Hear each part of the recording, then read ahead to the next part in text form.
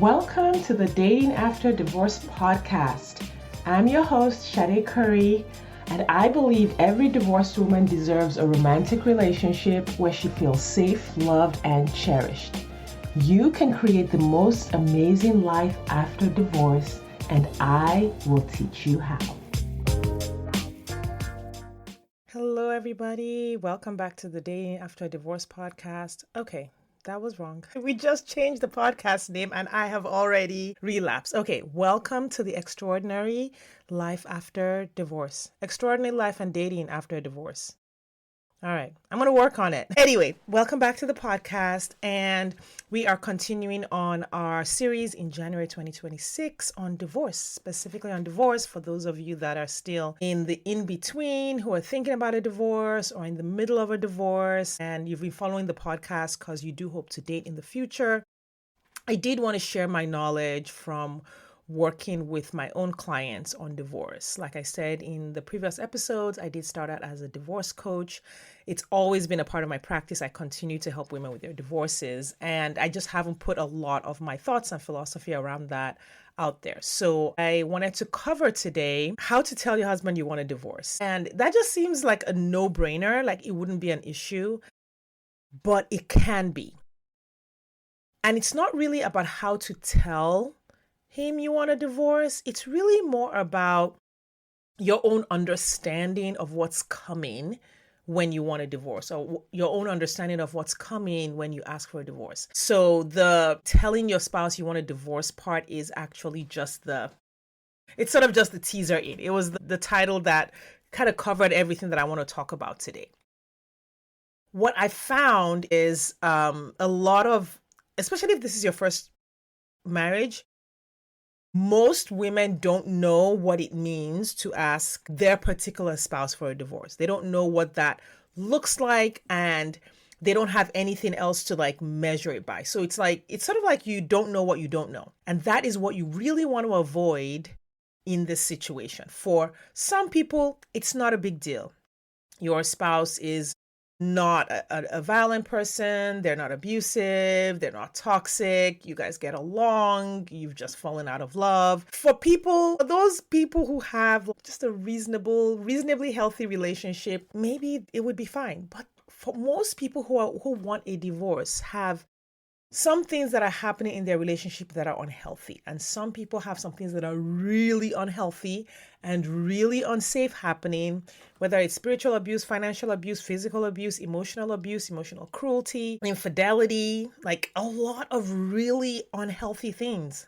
And if you are in a relationship where those things are happening and that is the reason you want a divorce, just walking up to your spouse and saying, I want a divorce, will do more harm than good. This is not to say don't get a divorce or don't ask for a divorce. It's to say, just thinking, if I talk to him, we can work things out. We can make this amicable. This can be amicable, or this can just be, we can co-parent peacefully. We can do this peacefully. Trying to do that with a spouse who is manipulative, dishonest, abusive, toxic, has an anger problem, trying to do that with that kind of a person will do more harm than good. It's like you'll be walking into a gunfight with a penknife. And, I get it. I get why you would do that. Because if you think about it, and this was my situation in my first marriage as well. If you think about it, you have been in a gunfight the whole time. So you've been in this relationship for 5, 10, 15, 20 years, and there's been a gunfight going on the whole time. Right? It's been bad the whole time. There is a certain mindset that has kept you there. There's a certain mindset that let you ignore all of the red flags and stay in that relationship. Like if I were to look back at who I was and how I was thinking, some of my thoughts were, I can handle this. This is not a big deal. This will work out. I can fix it. All those things. It's not as bad as it seems. It's not a lot of minimizing. So if you think about it, you've had these patterns the whole time. You're more than likely going to approach asking for a divorce in the same way because you haven't changed. Your thoughts haven't changed. Your person hasn't changed. You've changed enough to know you want out, but you haven't changed enough to change your approach to things. And this is what happened with a client of mine, where when she came to me, she wanted to, ask for a divorce. And she's a very analytical person by nature, very slow to take action by nature. And really that's what saved her, because when she came to the consultation call, I was able to tell her, hey, by the time she told me like the whole situation with the toxicity and the abuse and the unhealthiness and everything that was happening, I was like, you can't just go ask this person for a divorce. Like, there is a gun in the home that could be very unsafe. You have to think about these things ahead of time. She had no access to the money, didn't know where the bank accounts were, had an idea that they had plenty of money, but didn't know where the money was. And, you walk up to a spouse who is being secretive about their money, about your money, because it's everybody's money, who, basically has all these things. I don't want to go into that side of it. I really want to stay on the asking for the divorce part in this episode. So you have the spouse who has all of these problems already, and then you sort of like take your cards and you say, okay, here are all my cards. I'm putting all my cards on the table. You cannot put all your cards on the table with someone who, one, has hidden all of their cards, and two, is unwilling to even consider your well-being. Most women who I work with who are wanting a divorce know that the situation that they're in, the person that they're with, is not focused on their well-being. And that's why they want out. So not only are you showing your cards to someone who is not focused on your well-being, who's likely selfish, manipulative, abusive, you're going to them showing all your cards and saying, hey, I really just want this very nice divorce with someone who isn't nice, someone who isn't good, someone who doesn't like you, who doesn't want to see you do well. That's not the way to do it. So that mindset of, I can handle this, this can be simple, this can be easy, that desire for that easy life, that easy moment in something that is very difficult, basically you want a gunfight to be easy, is going to harm you if you move that way. Right? So the solution to that is to recalibrate before you talk about a divorce. I mean, not before you talk about a divorce or prepare for a divorce on your own, but before you go to your spouse to say, I want a divorce, is to understand what can happen when you do in your particular situation. Now, every situation is different, right? The client that I'm talking about, was a stay-at-home mom, did not have any income of her own, was completely financially dependent on her husband. They had a lot of children. They had a lot of children.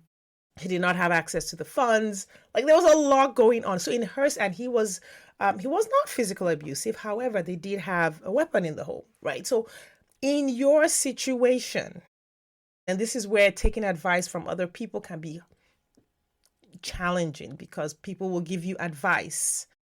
Someone messaged me this week saying, ask me if I had advice for their situation. I'm like, I'm not give advice. I'm a coach. Like, I am a strategist. I am going to help you achieve real results and your real goals, whatever they are. This is not like, hey, send me one line about your situation and then ask me for advice. I'm not your girlfriend. I'm not your bestie.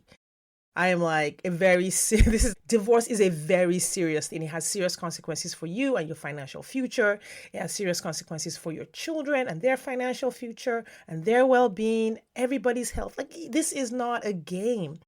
But as women, we have been socialized to approach it like it's a game, to approach it like someone is going to save us and someone's going to understand. This is the word that I was thinking about this morning. We've been socialized to think of marriage and divorce and dating after divorce and all of these things like damsels in distress. Like, even when we are in the boardroom, or we're physicians and we're CEOs, we are powerful women in the world. When it comes to relationships, women have been socialized to be damsels in distress. And this is why outcomes in divorces can be so hard on women and so hard on children, because we go into it with this passive damsel in distress. I just want it to be peaceful. I just want things to be. The world is not that way. This is not how the world is, right? There is a reality to these situations, and that reality has consequences for everyone. And for some of you listening, those consequences are tougher than other people. And so my advice, my approach to this is to say, hey, this can have serious consequences. So I'm going to take a beat, not to postpone it or procrastinate it or to put it off, but to understand what are the requirements of this thing that I'm walking into. So the first thing you want to do is understand your unique situation. Understand what it means to be in a relationship where you are financially dependent on your spouse. Understand what it means when you don't know where the money is. Understand what it can mean if you are choosing to leave the home. Before you do any of these things, before you tell him anything, understand these things first. Number two, take the time to make a plan. Again, that depends on your unique circumstances. For some of you, the plan is a safety plan because this person might be violent, or you suspect they might harm you, or they might harm the children. There are so many stories around this. Like, I don't want to go into them because they're tough. They're tough to listen to. They're tough to hear about, but they are very, very real. So for some of you, there is a real safety component to deciding you want to divorce, deciding you want to leave. Many women get harmed in that moment, and that's not a call to stay. It's a call to think. It's a call to pause. It's a call to get the support you need and make a plan. So you have to make a plan for physical safety, for financial safety, getting the information you need for talking to an attorney, talking to a coach, understanding what you need around you, the support you need around you to be able to do this. So plan how you will tell your spouse that you want a divorce. In the case of this particular client, we did make a plan. It took us some months to make a plan because there was a lot going on. We made the plan, and not only did we make the plan, we had a safety plan. And part of her safety plan was to have another adult in the home who knew what was about to happen, who could get her help if it went bad. Like the script, what she was going to say, because we look, okay, this is what triggers this guy. You're asking for the divorce. We're not getting ready to blame him for it. Not because he's not to blame. There's a lot to blame him for, but that wasn't going to be effective or useful in that situation for her. So we had a script. We had a plan. We had a plan for who was going to pick the kids up. We had a plan for someone who was going to help make sure everybody was going to be safe, like everything. Now, of course, there's no perfect plan, but imagine having no plan at all. Right. So the first thing is making sure you understand that this has very serious consequences. Don't go into it blind. Don't go into it impulsively, and don't put it off either. What happens when you put it off is that you will eventually blurt it out. You will eventually walk out. You will eventually leave. Things will eventually get so bad that you will leave. And again, not only are you then in the situation where you have declared that you want to leave, you have now also done it without a plan. Right. So procrastinating just pushes you to the limit where you then blurt it out in a reactive way, and then that's not good either. So I'm not saying put it off, I'm saying have a plan. So understand your unique situation, have a plan, and then finally build the emotional resilience to tolerate the uncertainty and the unpredictability of what can happen. Like, we just don't know what can happen. Like, when you have support, when you have a good attorney, when you have a coach, when you have somebody who's been through it, who can walk you through all the aspects of it and talk you through all the aspects of it, you will have a better idea, a better ability to handle what comes. You'll be less susceptible to being blindsided and shocked, and you'll be less anxious. You won't have as many. I remember when I had my panic attack when I got served with a certain set of papers. Like, if I had me to walk me through my divorce, I would not have had that panic attack because I would have been ready for it. Because looking at the kind of person that I was married to at the time, it was textbook narcissistic behavior, right? And so if someone had said, okay, he's likely to do 1, 2, 3, 4, 5, 6, 7, 8 things, be prepared. Here's what you're going to do when that happens. I would have been good. It would still have sucked. It would still have been pretty bad, but I would have been better prepared. I would have been more emotionally resilient. I would have been less blindsided, right? And I would have been safer. My kids would have been safer. All right. So in the case of this client, we had a plan. It took several months to put the plans together. She needed to get her hands on where the money was, like financial documents. They were all in the office, locked away, blah, blah, blah. And so it took us some time to find a period where she was sure he wasn't going to be home and she could get to it. And that's the kind of sort of patience and deliberate, conscious preparation that can be required. And here's the thing. you might decide you don't want to file afterwards. Like, I actually have another client where that was the case. Like, we started preparing. She called me and was like, okay, this is it. I'm done. I'm so sick of this person. I'm filing for a divorce. I hate this. And I was like, okay, slow down. Right. And we talked about it. I said, okay, well, these are the things you need to do before you even broach the topic. Right. And so she did the similar things, gathered the information and all that. And then they worked it out. Like, he was willing to go to counseling, he was willing to do certain things. And I'm so happy because that's one of the few situations where things like that do work out. So being prepared, being deliberate, thinking about these things ahead of time, if that's what you are, if it's on your mind, you should think about it. Don't suppress it, push it away. Don't do what I did, okay? It's not helpful. If leaving and getting a divorce is on your mind, there's a reason it's on your mind. It makes sense to explore it. You can explore it in therapy. If you find someone who is proficient at that, you can explore it with a divorce coach, someone like me who has been through it and is credentialed to walk you through it. That can be helpful as well. None of these things means you have to file for a divorce. It just means you have an issue and you're refusing to ignore it going forward. Thanks for listening today. If you are ready to get married after divorce, I want to invite you to download my free 8-video training specifically designed to help divorced women date with ease and get married again. Head over to sadecurry.com to get started.